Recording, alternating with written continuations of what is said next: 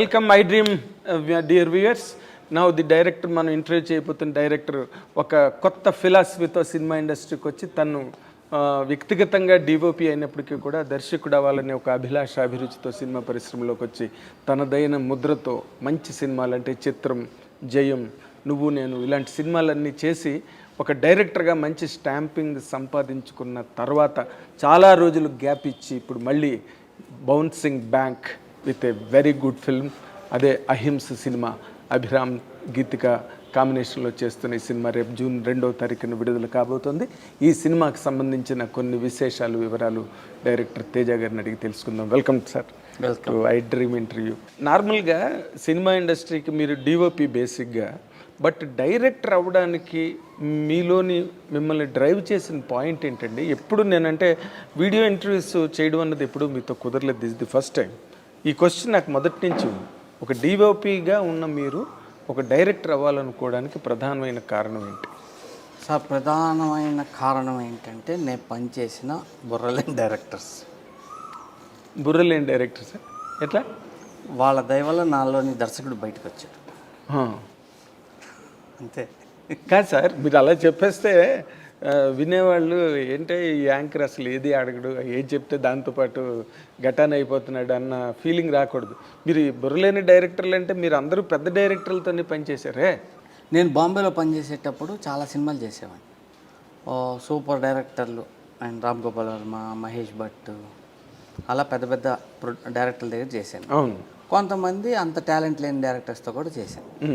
Cinema start అయిపోయినాక నాకు అర్థమయ్యేది, ఓహో వీళ్ళంతా అంత పట్టించుకోవట్లేదు, ఏది పడితే అది తీసేద్దాం అనుకుంటున్నారు అని అర్థమే. కాదు సార్, ఈ సీన్ ఇలా కాదు కదా, ఇలా తీయాలి కదా అంటే, సరే నీకే అలా కావాలా, సరే తీసుకో, అంత ఓపెన్ ఛాన్స్ ఇచ్చేసారు. ఒక సినిమా చేస్తామంటే అమ్మాయి సరిగా ఎక్స్ప్రెషన్ ఇవ్వాల, రాంగ్ ఎక్స్ప్రెషన్ కదా అన్న.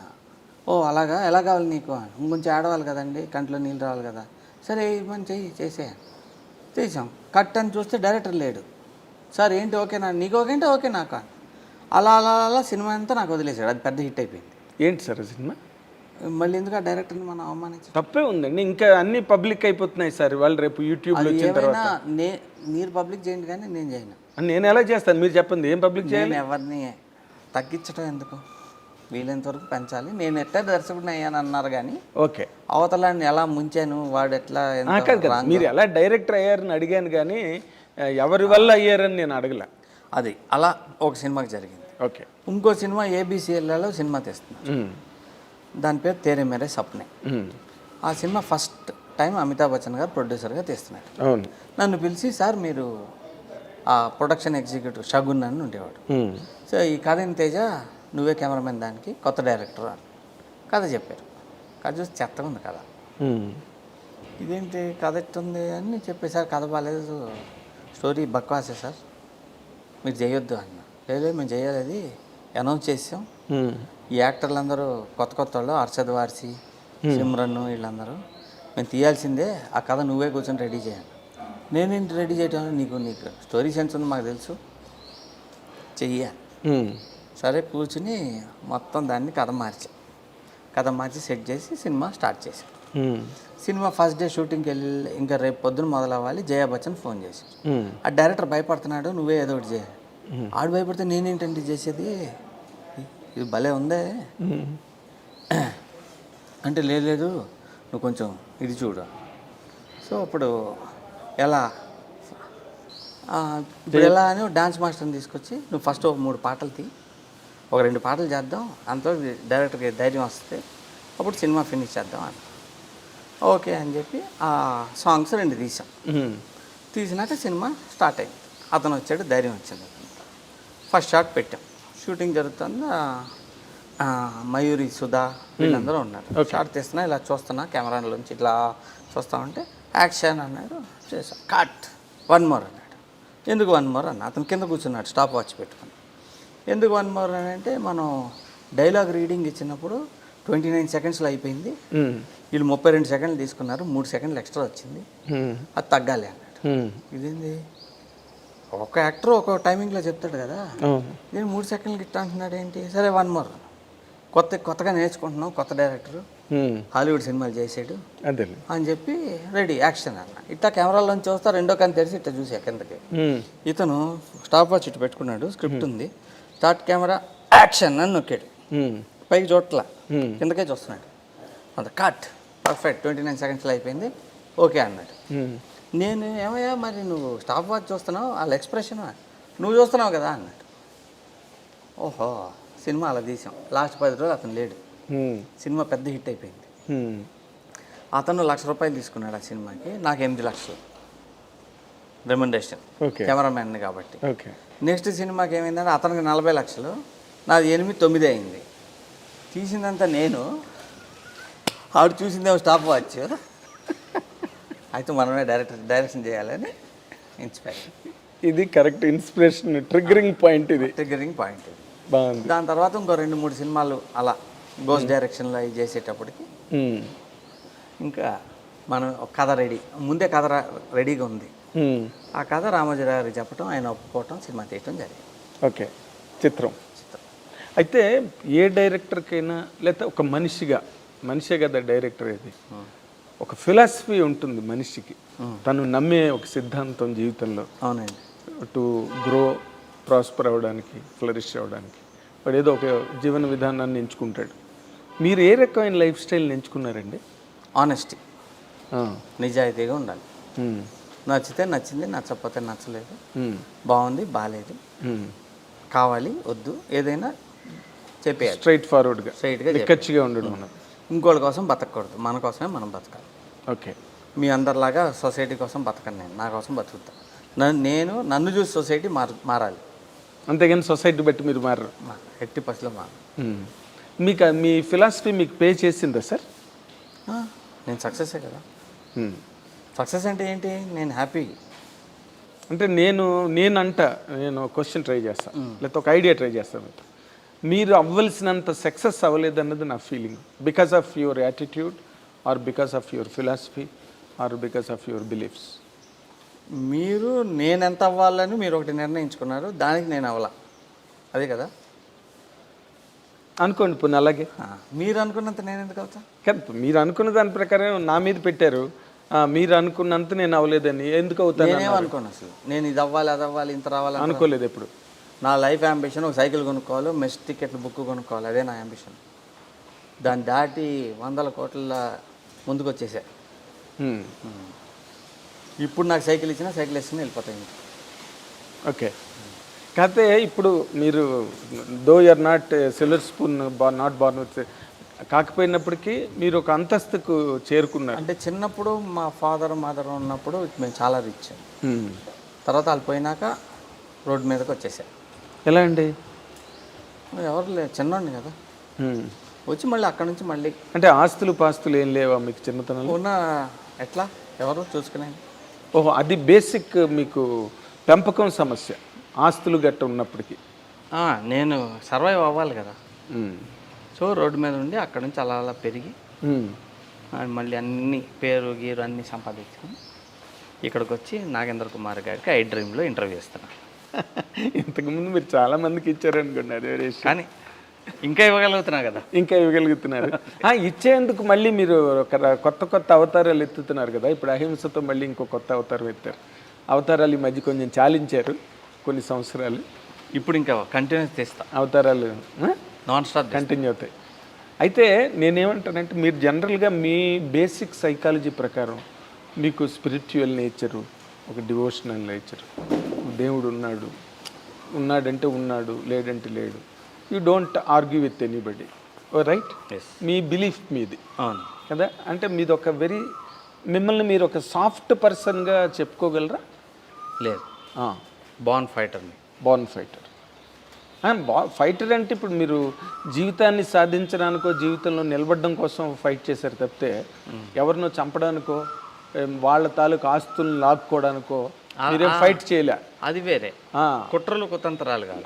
కుట్రలు నేనేంటనంటే ఏదైనా ఇది రూలు అంటే ఎందుకు అది ఆ రూల్ ఎట్లా అలా ఎందుకు ఉండాలి, ఇలా ఎందుకు ఉండకూడదు, నేను ఇలా కాదు ఇలా చేస్తా, అలా చేస్తా, నేనే మార్పిస్తుంటా, సిస్టమ్నే సెట్ చేస్తుంటా. అదే హిందీ సినిమాకి మీరు అలాగే సిస్టమ్ సెట్ చేశారు కదా. అంటే మీరు ఒక చూపించుకోగలరు మీకు మీరు. అంటే ఇప్పుడు మీకు ఎగ్జాంపుల్ ఏంటంటే క్లాప్ బోర్డు కొట్టేవాళ్ళు అంటే క్లాప్ బోర్డుని కొట్టేటప్పుడు దాన్ని చాక్ పీస్ మీద రాసేవాళ్ళు. నేను కెమెరామ్యాన్గా ఉన్నప్పుడు ఆ షార్ట్ ఇలా కొడుతుంటే డస్ట్ ఎగిరేది. ఆ డస్ట్ ఆ కెమెరా ముందు ఆ యాక్టర్ ఫేస్ ముందు వెళ్తుండే డస్ట్. ఇలా కాదు అని కెమెరా డైరెక్టర్ అవ్వగానే అక్రిలిక్లో చేపించా క్లాప్ బోర్డు. అక్రిలిక్లో చేపించి దాంతో మార్కర్తో రాయిపించేవాడిని. ఇప్పుడు అన్ని సినిమాలు అదే వచ్చింది. కృష్ణానగర్లో ఒకటికి ట్రైనింగ్ ఇచ్చా ఎలా తయారు చేయాలి క్లాప్ బోర్డు అని చిత్రం సినిమా. అలా సిస్టమ్ మారుస్తుంటా. ఇప్పుడు మొత్తం సినిమాలన్నీ తెలుగులో ఫిల్మ్లో తీసేవాళ్ళు కాదు, డిజిటల్లో తీయాలి ఫుల్ సినిమా అని చెప్పి నీకు నాకు డాష్ డాష్ సినిమా మొత్తం రెడ్లో ఫస్ట్ సినిమా ఫుల్ సినిమా దాంట్లో తీసాం. రెడ్ కెమెరాలో తీసినాక అప్పుడు మిగతా కెమెరామ్యాన్ని పిలిచి ఇది ఫిల్మ్లో కాదు డిజిటల్లో తీసామని చెప్పలా. కొంచెం మా కెమెరామ్యాన్ లేడు గ్రేడింగ్ చేయని సమీర్ రెడ్డిని పిలిచాను. అతను గ్రేడింగ్ చేస్తే డస్టే లేదేంటి ఇంత క్లీన్గా ఉంది ఏంటి అంటే అప్పుడు చెప్పా ఇది డిజిటల్ అని. అలా అందరికీ చెప్పి చెప్పి చెప్పి మొత్తం ఇండస్ట్రీ డిజిటల్ సైడ్ లాగా రెడ్ వైపుకి లాగారు. లాగాను అంటే రెడ్ మయం చేశారు మీరు. ఎర్రమయం మీరు అంటే మీరు ఎర్రదర్శకుడు అనమాట. అలా మార్చామన్నమాట. ఏదైనా సిస్టమ్ ఒకళ్ళు ఎవరో ఒకరు సెట్ చేయాలి, సిస్టమ్ ఫాలో అవ్వకూడదు. మనం అదే సిస్టంలో ప్లస్లు ఏంటి ట్రెండ్ ఫాలో అవ్వరు, ట్రెండ్ సెట్ చేస్తారు. అంటే నేను క్యూలో నుంచాను, నేను ఎక్కడ నిలబడితే అక్కడ క్యూ స్టార్ట్ అవ్వాలి. Fantastic idea, fantastic idea. But దీనివల్ల ఈ ఐడియాలజీ వల్ల మీరు ఎక్కడ సఫర్ అవ్వలేదండి? అంటే it is a very critical ideology. అంటే అందరూ అంత సులభంగా ఫాలో అయిపోయే మెథడాలజీ కాదు. ఎందుకంటే లైఫ్ అంటే లాట్ ఆఫ్ కాంప్రమైజెస్ ఉంటాయి. అంటే అండి మనం మన కోసం బతుకుతున్నాం అనుకోండి, కాంప్రమైజ్ కాదు అది. వేరే వాళ్ళ కోసం మనం కాంప్రమైజే కొన్ని పనులు చేస్తుంటాం, అప్పుడు వస్తాయి సమస్యలు. ఇప్పుడు నేను ఇక్కడ నుంచి మా ఇంటికి వెళ్ళాలి, ఆటోలో కూడా వెళ్ళొచ్చు కదా. అవును. మీరు వెళ్తున్నారు బైక్లో, మీ వెనక కూర్చొని సార్ నన్ను దింపేయండి అని కూడా అనొచ్చు. మెర్సిడీస్ బెంజ్లో కూడా వెళ్ళొచ్చు. అవును. మామూలు మారుతి 800లో కూడా వెళ్ళొచ్చు. ఎలాగైనా వెళ్ళొచ్చు, ఒక ఆటోలో వెళ్ళాలి. అంటే మన గోల్ ఏంటి, ఇక్కడ నుంచి నా గమ్యం అది, ఆ గమ్యం ఎలా చేరుతున్నాం, ఎలాగైనా వెళ్ళొచ్చు. కానీ ఇక్కడ ఎక్కడ వస్తుందంటే చుట్టాలు, పక్కింటోళ్ళు, ఎదురింటోళ్ళు, ఫ్రెండ్స్ కోసం మనం 800 మారుతి మన కెపాసిటీ అయితే మెర్సిడీస్ బెంజ్ కొంటాం అప్పు చేసి, అక్కడికి వెళ్తాం. ఎవరి కోసం? మీరు గమ్యంకో వెళ్తానికి కాదు వాడేది, వాళ్ళ ముందు ఎచ్చులు పోవడానికి. అప్పటి నుంచి సమస్యలు వస్తాయి లైఫ్లో. ఎగ్జాక్ట్. అప్పులు చేస్తారు, ఈఎంఐలు పెడతారు. ఈఎంఐ వస్తుందంటే ఇక్కడ గడగడలా ఆడిపోతుంటాం. అవును. 5వ తారీఖు ఈఎంఐ వస్తుందంటే 25వ తారీఖు నుంచి టెన్షన్. అదే ఎవ్రీ మంత్ ఇన్కన్వీనియన్స్ అని, ఇన్స్టాల్మెంట్ కాదు. ఎందుకు చేస్తున్నాం అంటే ఈఎంఐలు ఎందుకు అని అంటే మన చుట్టాల ముందు చూపించు మనం పోజులు కొడతాను అంతే. అంటే తేజ ఎప్పుడు పోజులు కొట్టలేదండి? కొట్టడం ఇంకోళ్ళ కోసం చేయనేది, మీకోసం మీరైతే కొడతారు పోజులు. నా కోసం నేను చేసుకుంటా పనులు, ఎదుటాళ్ళ కోసం ఇది కావాలి అది కావాలి. అప్పుడప్పుడు మా కారు రాదు, ఊబర్లో వెళ్ళిపోతా. ఎందుకు ఊబర్లో వచ్చావా, ఎవరిని చూస్తే ఏమనుకుంటారు, ఇంటికి వెళ్తున్నాడు అనుకుంటారా? లేదు నువ్వు ఊబర్లో ఏంటి, ఆటోలో రావటం ఏంటి, ఎవరిని చూస్తే ఏంటి తేజ ఆటోలో వెళ్తున్నాడు అని, ఇంటికి వెళ్తున్నాడు అనుకుంటారు కదా, ఇంకా అందుకని ఆఫీస్కి వెళ్తున్నాడు అనుకుంటారు. అంటే ఇక్కడ మీరు ఒకసారి అంతకుముందు మీరు అనామకుడుగా ఉన్నప్పుడు మిమ్మల్ని ఎవరు గుర్తుపట్టరు, కానీ మీరు ఒక స్థాయి, ఒక గుర్తింపు. అది ఎలా ఉంటుందో చెప్తా సార్. ఇప్పుడు అహింస రిలీజ్ అయింది, సూపర్ హిట్ అయింది. నేను ఆటోలో వెళ్ళాను అనుకోండి, ఎంత సింపుల్ అంటారు. సినిమా పోయింది, ఆటోలో వెళ్ళాను అనుకోండి, చూసారా అయిపోయాడు, మొత్తం లాక్కున్నారు. దాన్ని బట్టి ఇది ఉంటుంది. కానీ ఎగ్జాక్ట్లీ అది కూడా ఎవరంటారు, బయట వాళ్ళు. సో వాళ్ళ గురించి మనం విన్నంతసేపు మనం రాంగ్ చేస్తుంటాం లైఫ్లో. అయితే మీరు నేను ఇందాక ఒక పాయింట్ క్యూ మళ్ళీ వెనక్కి తీసుకుంటున్నాను. మీరు ఒక సాఫ్ట్ స్పిరిచువల్ పర్సన్, ఒక డివోషనల్ బెంట్ ఆఫ్ మైండ్ ఉంది. ఓకే, మీరు పంగనామాలు గట్ట పెట్టుకుని, పట్టుపంచులు కట్టుకుని, గుళ్ళు గోపురాల వైపు తిరగకపోవచ్చు, బట్ నాకు తెలిసినంత వరకు మీకు ఆ స్పిరిచువల్ బెంట్ ఆఫ్ మైండ్ ఉంది, ఆ మైండ్ సెట్. బట్ మీరు తీసే సినిమాలన్నీ ఎలాగుంటాయంటే మంచి ఇమోషనల్గా, వైలెన్స్, ఒక పార్ట్ ఆఫ్ ది ఫిల్మ్కి వచ్చేసరికి ఒక రెవల్యూషన్ ఉంటుంది ఫిల్మ్లో. హీరో తిరగబడ్డం, కొట్టలేని ఎత్తైన మనిషిని ఒక ఆంజనేయ స్వామి ఫోటో వెనకాతలు పెట్టి మరి కొట్టించి, అలాంటి ఒక ట్రెండ్లోకి ఎలాగెళ్ళారండి మీరు ఇన్ జనరల్గా? చిత్రం ఒక్కటే మీరు తీసింది మామూలు సినిమా అన్నది నా నమ్మకం. మీ ప్రశ్నే నాకు అర్థం కాలేదు. ఎందుకు అర్థం కాలేదు? అంత బుర్రలేదు. ఆ, బుర్రలేదు కాదు. మీరు నా కళ్ళజోడు చూసి నాకు తెలివి ఉంది అనుకుంటున్నారా ఏంటి మీరు? ఇది నేను మళ్ళీ అడుగుతా, మీరు స్పిరిచువల్ పర్సన్ అయి ఉండి మీ దాంట్లో అందుకే జెండా పెట్టా. ఆహా, మరి ఇప్పుడు ఎలాగ అర్థమైంది? ఈ ముక్క అయితే అర్థమైంది, తప్పకని చెప్పేసాను. నెక్స్ట్ మిగతా ఏం కాదు, మీరు కరెక్ట్గా ఏం చెప్పాలని ఆలోచించుకున్నారు. మీరు చాలా తెలివైన వ్యక్తి అండి. బికాస్ మనిషి ఎక్కడ ఆగాలో తెలిసిన వాడే నిజమైన తెలివైన వాడు. ఐన్స్టైన్ అయిపోతేనో, ఆర్కిమిడిస్ అయిపోతేనో, లేకపోతే ఆల్ ఇండియా రేడియో కనుక్కున్న మార్కోని అయిపోతేనోనే వాడు తెలివైన వాడి కింద లెక్క కాదు. ఇప్పుడు నాకు పొగిడారా తిట్టారా? అది మీరు గ్రహించి గమనించి నాకు చెప్పాలి. నేను తిట్టినా పొగిడాను మిమ్మల్ని. అని న్యూట్రల్గా చెప్పా. నేనేమన్నానంటే, ఇప్పుడు మీరు ఆ ఆంజనేయ స్వామి ఫోటోని అంటే ఒక శక్తి అతన్ని కాపాడింది, బికాజ్ వాడు మంచివాడు కాబట్టి. సార్ బేసిక్గా ఏంటంటే దేవుడు అనేది ఉంది కదా, అది వెంకటేశ్వరం అవ్వచ్చు, లక్ష్మీదేవి అవ్వచ్చు, ఎవరైనా కావచ్చు, ఎవరైనా సరే, జీసస్ అవ్వచ్చు, ఇవన్నీ ఒక ఎనర్జీస్ అంతే. Okay, yes.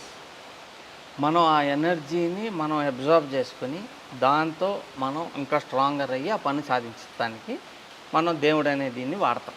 పేరు వాడతాం వల్ల ఆ దేవుడి సపోర్ట్ మనకు ఉంది అనేటప్పటికి మనకు తెలియకుండానే మారల్ ఎనర్జీ వస్తుంది. ఆ ఎనర్జీని లోపలికి అబ్జర్వ్ చేసుకుని దాంతో పోరాడతాం. ఎగ్జాక్ట్ అదే ఎగ్జాంపుల్ జయంలో చూపించారు. మీరు అది డైరెక్టోరియల్గా కూడా చాలా బాగుంది. ఎందుకంటే వాడు అర్భకుడు గోపిచంద్ని ఎలా కొడతాడు? ఇప్పుడంటే నితిన్ కండ్లు గట్ట బాగా పెంచాడు, కానీ 6 ప్యాక్లను అప్పుడేం లేవు కదా. 38 సైజు షర్ట్ వేసుకుని గోపిచంద్ని కొట్టాలంటే ఎట్లా? అందుకని మీరు for the audience to believe వెనకాతల ఆంజనేయుడు ఉన్నాడు అనగానే నమ్మారు.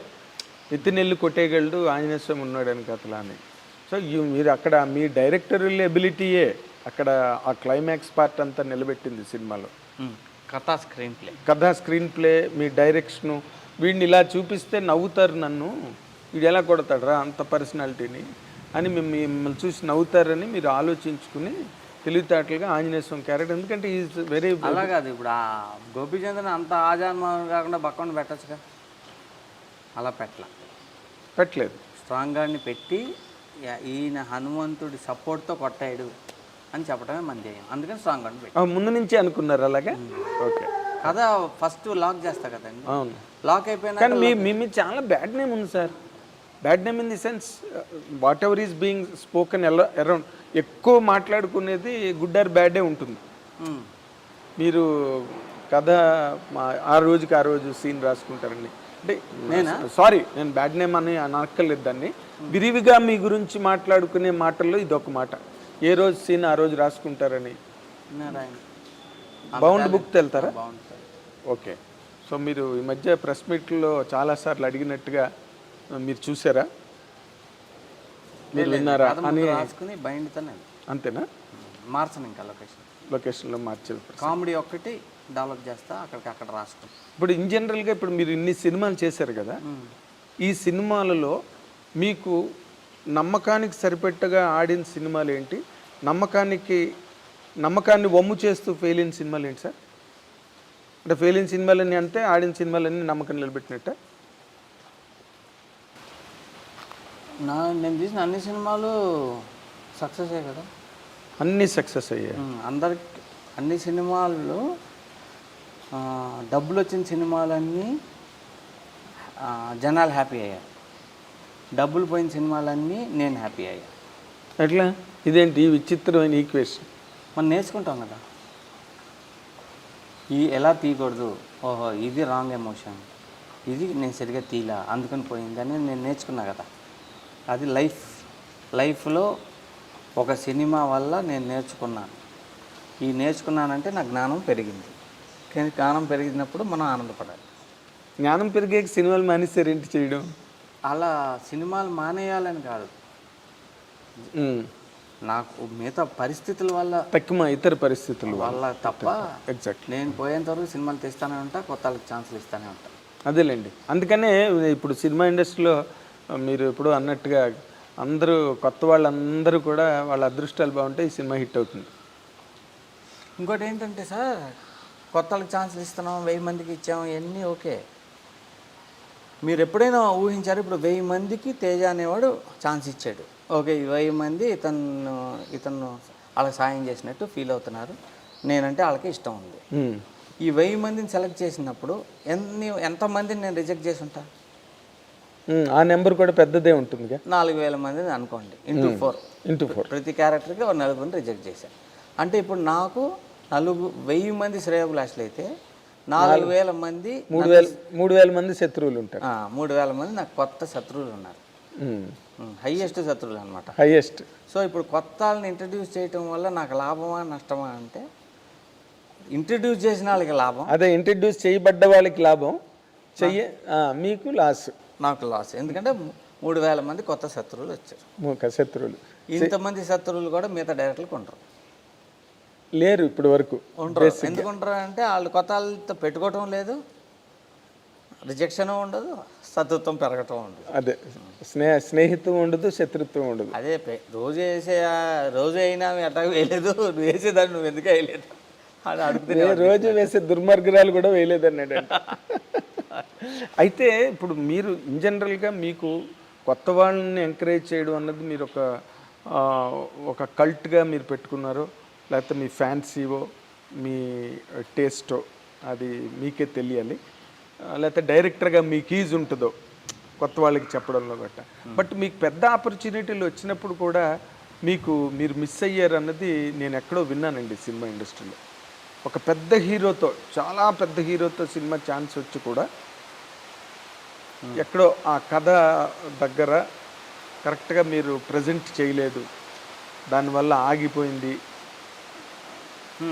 అంటే నేను కథ ఇలాగే ఉంటుంది, నేను మార్చున్నాను. కరెక్టేనా?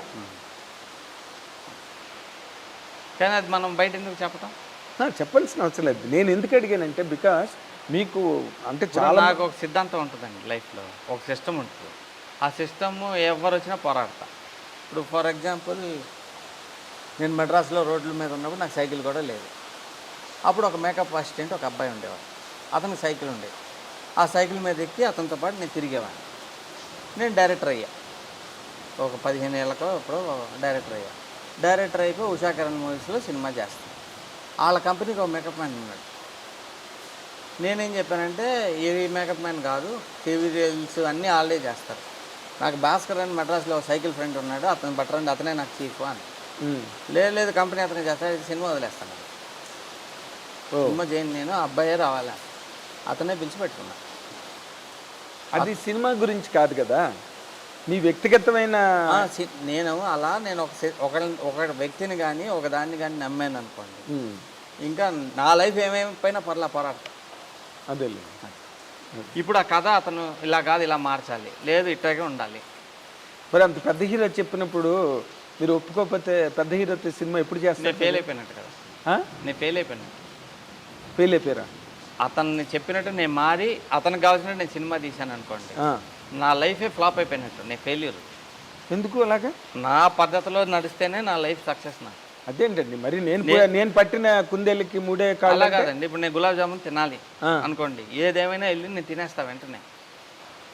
ఎంత డబ్బులు ఉన్నాయి ఏమున్నాయి ఇవన్నీ కాదు, నాకు కావాల్సింది చేయగలిగితేనే సక్సెస్. వాళ్ళు ఏమనుకుంటారు, వీళ్ళు ఏమనుకుంటారు, వాళ్ళకి పెట్టకుండా తింటే ఏమనుకుంటారు ఏమో అని దాక్కుని తిని అవన్నీ చేయను. నేను తినాలంటే తింటమే, వేసుకోవాలంటే వేసుకోవాలి. మరి దానివల్ల ఒక పెద్ద హీరోతో తేజ డైరెక్ట్ చేశాడనే ఒక క్వాలిఫికేషన్ మిస్ అవ్వలేదా మీరు? అక్కర్లేదు, మీరు దాన్ని పెద్ద కేర్ చేయాలి. నేనేం ఫీల్ అవుతున్నా, నేను హ్యాపీగా ఉన్నానా లేదా, లోపల ఉన్న తేజ సంతోషపడుతున్నాడు లేదా, అదేం పాటు. లోపల ఇలాంటి తేజాన్ని పెట్టుకుని సినిమా ఇండస్ట్రీలో ఆ తేజకి మీరేం చెప్పరా, నువ్వు కొంచెం బాగుండరా, కొంచెం మన అందరితో నలుగురితో కలిసి మూవ్ అవ్వాలి, అంతేగాని నువ్వు ఎంతసేపు ఏక నిరంజన్ లాగా ఉంటావేంట్రా అని మీలో ఉన్న తేజకి చెప్పరా మీరు? నేను ఇంతే, మారను. మీదే టైటిల్ పెట్టినట్టు ఉన్నాడు, నేను ఇంతే అని. కష్టం మారలేదు. అదేలేండి. అయితే ఎందుకంటే ఈ ఫిలాసఫీ వల్లే నేను ఈ రేంజ్కి వచ్చాను. ఏ రేంజ్కి వచ్చారు మీరు? ఇప్పుడు నేను ఏ రేంజ్లో ఉన్నానో, అంటే నాగేంద్ర కుమార్ గారికి ఇంటర్వ్యూ ఇస్తున్నాను, ఈ రేంజ్కి వచ్చాను అంటే, ఐ డ్రీమ్కి ఇస్తున్నాను, నాగేంద్ర బాబు గారికి ఇంటర్వ్యూ ఇస్తున్నాను అంటే ఒక రేంజ్కి వచ్చినట్టే కదా. మీరు అందరికీ తీరు కదా, నేను చేయను కాబట్టి and okay we are very happy, ఎందుకంటే నేను మీలాంటి డైరెక్టర్స్ నా కెరీర్లో చాలా మందిని చూశాను. చాలా పెద్ద డైరెక్టర్స్ అనుకున్న వాళ్ళు కిందన పడ్డవాళ్ళు, అసలు ఏ రికగ్నిషన్ లేని వాళ్ళు, పెద్దవాళ్ళు అయిన వాళ్ళు. అందులో మీరు కూడా ఒకరు బేసిక్గా, ఎందుకంటే మీరు ఏ లెవెల్ నుంచి వచ్చారో నాకు తెలుసు. లారీల కింద పడుక్కుని అని ఆ జీవితం అంతా తెలుసు నాకు. అందుకే మీలాంటి వాళ్ళని ఇంటర్వ్యూ చేసినప్పుడు చిన్న లైఫ్ ఫీల్ అవుతాను నేను కూడా. ఇన్ జనరల్గా బెడ్రూమ్ నుంచి కారులోకి వచ్చి, కారులోంచి సెట్లోకి వచ్చేవాళ్ళు అంటే ఏం పెద్ద మ్యాజిక్ ఉండదు కదా లైఫ్లో. ఇంకోటండి, ఇప్పుడు బాగా ఇంట్రెస్టింగ్గా ప్రశ్నలు వేసి ఇంట్రెస్టింగ్గా ఇంటర్వ్యూలు చేసేవాళ్ళు ఉన్నారనుకోండి, ఇంటర్వ్యూ చూసే ప్రజలకు కూడా కొత్త యాంగిల్ వస్తుంది. ఎగ్జాక్ట్లీ. సో ఇంటర్వ్యూ చెప్పేవాడు కాదు, ఇంటర్వ్యూలో క్వశ్చన్లు వేసేవాళ్ళు ఆర్ మోర్ ఇంపార్టెంట్. క్వశ్చన్ సరిగా లేవనుకోండి, ఏం మాట్లాడతారు మీరు? బోర్ కొడతా. బోర్ కొడుతుంది. నేను చాలా ఇంటర్వ్యూలు వేసి వెళ్ళిపోతుంటా. అంతేనా? నువ్వు నీకు అడగటం రావట్లేదమ్మా వద్దు.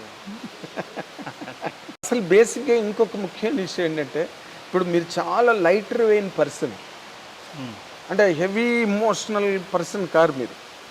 సరదాగా ఉంటారు, ఫన్నీగా ఉంటారు, అండ్ మీ ఆన్సర్స్లో కూడా ఒక ఉక్రోషం, ఎవరినో టార్గెట్ చేసి మాట్లాడడం. ఇప్పుడు ఇందాక ఫర్ ఎగ్జాంపుల్ ఒక పెద్ద హీరో సినిమా ఎందుకు వదిలేశారండి అని నేను చెప్పినప్పుడు మీరు చాలా సింపుల్గా దాన్ని చాలా క్యాజువల్గా మాట్లాడారు. ఇప్పుడు అదే ఇంకోళ్ళు అయితే నేను చెప్పిన మాట వినలేదండి, లేకపోతే పెద్ద హిట్ వచ్చి ఉండేది ఆయనకి, ఆ హీరోకి. ఏం చెప్తామండి పెద్ద హీరోలతోని? మాట్లాడలేం కదా. హిట్ అనే గ్యారంటీ ఎవడేం లేడు అక్కడికి. అలా ఇమోషనల్ ఫీల్ అవుతారండి. మీరు ఎలా మాట్లాడారు? ఏం మనకి నచ్చలేదండి, వాళ్ళకి నేను కన్విన్స్ అవ్వలేదు. ఇలాంటి సింపుల్ తేజ ఒక సింపుల్గా ఉండే ఒక ఎంటర్టైన్మెంటు కంప్లీట్గా ఒక చల్తిక నామ్ గాడిలాగా వాటిలాగా అలాంటి సినిమాలు ఎందుకు అటెంప్ట్ చేయడు తేజ? ఇప్పుడు చేస్తాను నెక్స్ట్ ఒక మంచి కామెడీ సినిమా. ఓకే. ఒక అబ్బాయితో. ఓకే. ఒకటేమో 1947లో జరిగిన ఒక కథ, ఇండియాకి సంబంధించిన కథ. ఒకటేమో క్రైమ్ స్టోరీ, ఒకటేమో ఫ్యామిలీ డ్రామా. నాలుగు రకాలు ఇప్పటిదాకా నేను చేయని జోనర్స్ అవన్నీ కూడా. ఇంత మార్పు ఎలా వచ్చింది తేజలోని? మార్పు వచ్చిందా, టైం వచ్చింది? అది మీరే చెప్పాలి. మార్పు ఎందుకంటే బికాస్ అంటే మార్పు కాదు, మనం బ్రెయిన్ అప్గ్రేడ్ అవుతూ ఉంటుంది, చుట్టూ చూసి అబ్జర్వ్ చేస్తుంటాం. అంటే అబ్జర్వ్ చేయటం అంటే ఒక్కొక్క కథలు వింటుంటాం, మాటలు, మనుషులు, కథలు చదువుతూ ఉంటాం. దీంతో మనలోంచి ఒక ఐడియా పుట్టది. 100% అలా వచ్చిన ఐడియా అన్నమాట. టైం స్పేస్ క్రియేట్ అయితే అందులో కొన్ని వచ్చి కూర్చుంటాయి గ్యారంటీ. అలా ఆ స్పేస్ మీకు టైం వెరీ వెరీ ఈవెంచువల్గా అడుగుతున్నమాట. అంటే ఈ మధ్య రోజుల్లో మీరు జీవితంలో ఫేస్ చేసిన కొన్ని సమస్యలనండి, లేకపోతే కొన్ని ట్రాజడీస్ కానివ్వండి, అవి మీ మీద బాగా ఇంపాక్ట్ ఏమైనా చూపించాయండి, లేకపోతే యూఆర్ యాజ్ బిఫోర్? అంతే సేమ్. నేను చిన్నప్పటి నుంచి నేను చూడండి ట్రాజడీలా, నష్టాలా, కష్టాలా, అదే కొత్తగా వచ్చినాయి కాదు కదా. ఇప్పుడు ఏ ప్రాబ్లం వచ్చినా ఆ లెవెల్ అయితే రావు. ఓకే. మా ఫాదర్ మదర్ పోయారు, నాకు 3 ఏళ్ళు ఉన్నప్పుడు మా మదర్ పోయారు. దాని మించిన ట్రాజడీ వస్తుందా? అంతకింద 3.5 ఏళ్ళు ఉన్న మా అబ్బాయి పోయాడు, అంతకు మించిన ట్రాజడీ రాదు కదా. అదేలే. అదే. సో ఏది వచ్చినా ఏమైనా ఎవ్రీథింగ్ ఇస్ ఓకే. అంటే దానివల్ల ఒక ఇంపాక్ట్ క్రియేట్ అవ్వడం కానీ, ఒక ఇన్ఫ్లుయెన్స్ అవ్వడం కానీ అలా హెవీగా తీసుకోను. ఎస్. ఇప్పుడు మీరు నన్ను ఇన్సల్ట్ చేశారు, నేను హెవీగా తీసుకోను దాన్ని. ఆయన ఎక్కడో ఫీల్ అయ్యాడు మనం అన్నదానికి, అందుకని ఇట్లా అంటున్నాడు అనుకుంటా తప్ప ఎంత ధైర్యం ఉంటారో అన్నట్టు అట్లా అనుకోను. ఎన్ని గుండెలరా నీకని అలా అన్నాం. ఎందుకని ఆయన ఫీల్ అయ్యాడు, మనం ఎక్కడో అప్సెట్ చేసామని లెక్కేస్తా తప్ప నేను తేజాని వచ్చిట్టు అంటాడు అట్ట లెక్కేండి. అదేలేండి, దుర్యోధన ఏకపాత్ర జరగదు అదే. కానీ అంటే మీ క్యారెక్టరైజేషను ఇప్పటి వరకు మీరు తీసిన ఏ హీరోలని రిఫ్లెక్ట్ అవ్వలేదండి. How funny it is. నిజంగా నాకు అది చాలా ఫన్నీగా ఉంటుంది నాకు. మీ క్యారెక్టరైజేషన్ ఏదైతే ఉందో ఇప్పుడు వరకు మీరు చెప్పినంతా మీ పాత్రీకరణే, మీ మనస్తత్వమే. ఇది పెట్టలేము సినిమాలో, దీని కమర్షియల్ వాల్యూస్ ఉండవు.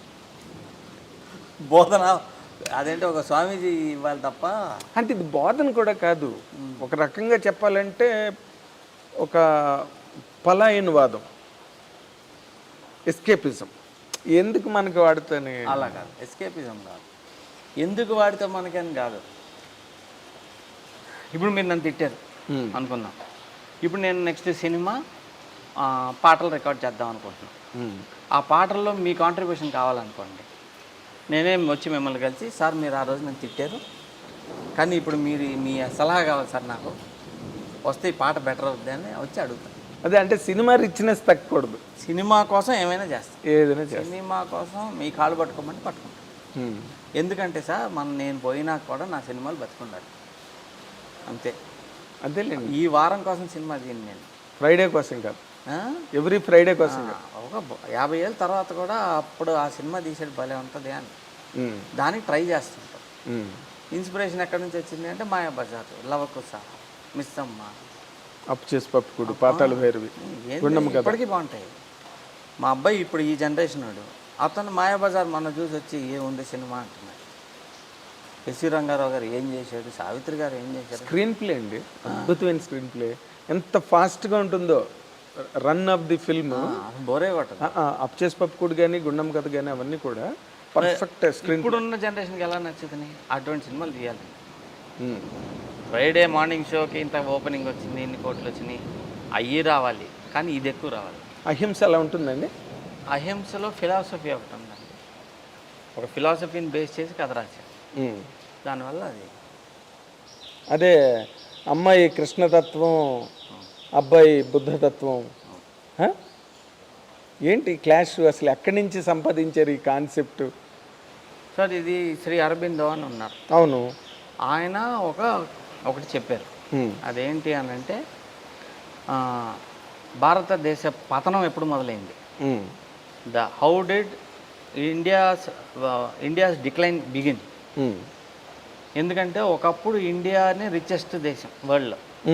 ఇక్కడ ఉన్న వజ్ర వైడ్యూర్యాలు కానీ, నవరత్నాలు కానీ పేరు కదా, అన్ని ఉండే, పంటలు ఫెంటాస్టిక్ ఉండే, సూపర్ నదులు ఉన్నాయి మనకి, ఏ దేశంలో లేని ఉన్నాయి. ఇంత గొప్ప దేశం, అడుగు తినేవాళ్ళు వచ్చి అందరూ వచ్చి ఇదంతా చేశారు. ఇది ఎప్పుడు స్టార్ట్ అయింది? అంత స్ట్రాంగ్గా ఉన్న దేశం ఎప్పుడు డిక్లైన్ అయింది, పతనం ఎప్పుడు మొదలైంది భారతదేశానికి అని ఆయన ఒక కొటేషన్ చెప్పాడు. క్షత్రియులు అహింసా మార్గం పట్టి ఆయుధాలను వదిలేసినప్పుడే భారతదేశ పతనం మొదలైంది. The day Kshatriya drop their weapons in the name of ahimsa, India's decline began. Okay అన్నాడు అరబిందో గారు చెప్పింది. ఇది భలే ఉందని చెప్పి దాని నుంచి కథ రాశా. అవునా? మరి కృష్ణతత్వం ఎక్కడి నుంచి వచ్చింది? ఇది శ్రీకృష్ణుడికి చెప్పిన ధర్మం కదా. క్షత్రియులు ధర్మం ఏంటి, కాపాడుతాం. అదే అర్జునుడికి చెప్పాడు భగవద్గీతలో. శ్రీకృష్ణుడు చెప్పిన ధర్మం ఏంటి అని అంటే, క్షత్రియుల ధర్మం మిగతా 64 కళలు, బ్రాహ్మణులు, వైశ్యులు, శూద్రులు, పంచములు అందరినీ కాపాడతాం క్షత్రియుల డ్యూటీ. వాళ్ళు ఎప్పుడైతే ఆయుధాలు వదిలేశారో వీళ్ళకి రక్షణ పోయింది. రక్షణ పోయేటప్పటికి మొత్తం గందరగోళం అయిపోయింది ఇండియన్ సిస్టమ్. ఇప్పటికీ కొట్టుకుంటున్నాం. ఈ డిక్లైన్ ఎప్పుడు స్ట్రాంగ్ అవుద్ది? మళ్ళీ కృష్ణుడు చెప్పిన ధర్మం రావాలి. అంటే మళ్ళీ కింగ్లీ డైనాసిటీస్ గట్ట వచ్చి అదిగా మరి రాజవంశాలు గట్ట రాజవంశాలు రావు. ధర్మం ఏంటంటే మీకు చెప్తాను, అహింస అనేది ఉంది.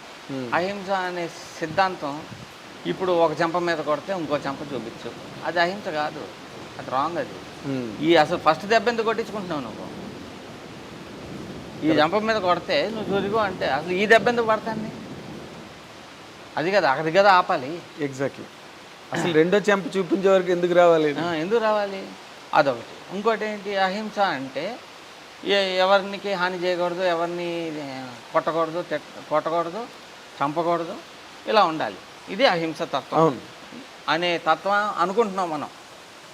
ఇండియాలో అందరూ అనుకునే అహింసవాదం ఇస్ రాంగ్. మీరు కన్ఫ్యూజ్ అయిపోయి పిచ్చి పిచ్చిగా ఆలోచిస్తున్నారు అహింసవాదం.